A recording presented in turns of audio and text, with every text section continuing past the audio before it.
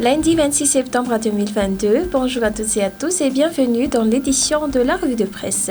Ici Annick Lalaine à la présentation, Monsieur Ourazona au console technique. Commençons tout de suite alors par la ligne du journal L'Express de Madagascar. États-Unis et Madagascar, une relation au beau fixe.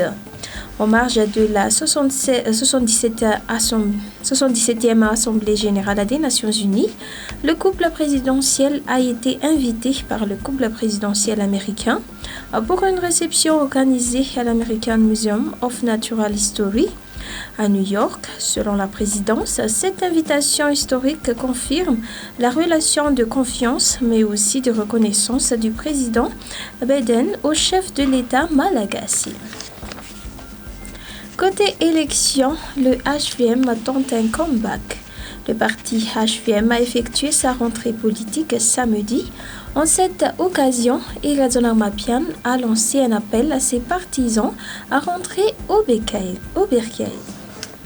Côté transport maritime, le bac via Vudamal géré depuis 2012.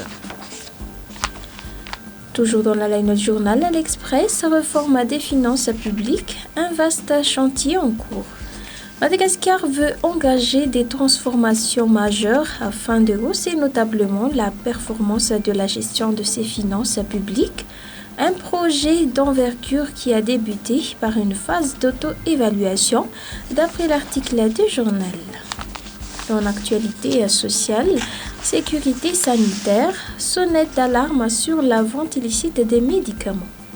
L'achat des médicaments chez les non-professionnels est dangereux. Les pharmaciens invitent la population à se fier à leur expertise. Côté fait divers, carburant mélangé, 3 présumés cerveaux absents au parquet. Après un bref report, l'affaire de l'essence additionnée de pétrole vendue à la pompe de certaines stations-service à Touamas a été conduite au parquet. Les avocats des 8 suspects incarcérés dénoncent un 2 poids 2 mesures. Passons maintenant au journal La Midi Madagascar à la une, American Museum of Natural History. Andjemi Al-Razouel invité par le couple Biden. Le renforcement de la coopération entre les États-Unis et Madagascar était au menu de ce dîner, d'après l'article repris par le journal. Restons dans les actualités politiques du journal. L'HVM et Irazona Mapian de plus en plus virulent contre le régime. Et côté société SPM, 25 000 tonnes de riz et 14 000 tonnes de ciment bloqués au port de Tamatave. Actuellement, 27 030 tonnes de riz sont en attente de déchargement au niveau du port de Tamatave, selon les articles recueillis par le journal. Et dans l'actualité économie, initiative Ismaili, 2500 kits scolaires distribués aux élèves de 20 EPP de la capitale. Et filière arachide, près de 60% de la production dans le sud est contaminée par l'aflatoxine. La partie sud de Madagascar, notamment dans les districts d'Ambouvoumbe et de Bekil, est une zone à forte potentialité en production d'arachide. Terminons par les actualités sociales. Menace sur le microcébus Bertei.